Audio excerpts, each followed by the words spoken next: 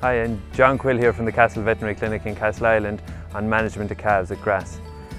A common complaint vets receive from farmers this time of year is their dairy calves ill-thrifty and maybe a bit scoury or coughing. These are typically February-March born calves.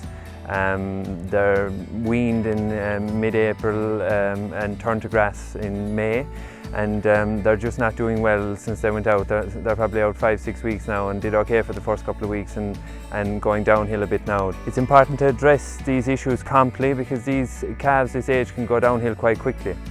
There are a whole host of possible different causes that could be causing the ill thrift or the cough or the loose feces, and it's best to reach a diagnosis as quickly as possible by involving your own vet. Common things that you could think of in these scenarios would be coccidiosis, gutworms, lungworm, viral pneumonia, bacterial pneumonia.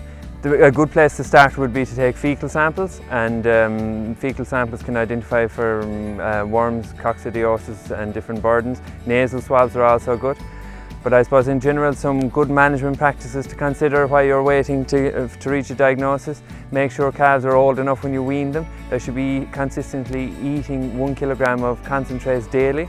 The temptation with all farmers later in the year is to let out younger calves before they're old enough to wean them too young, and it can be very stressful on these animals.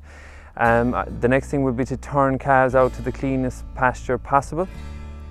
By cleanest pasture we mean pasture that was recently reseeded, or at least pasture that adult cattle hadn't been grazing for several months. Another thing would be to keep supplementing calves at grass.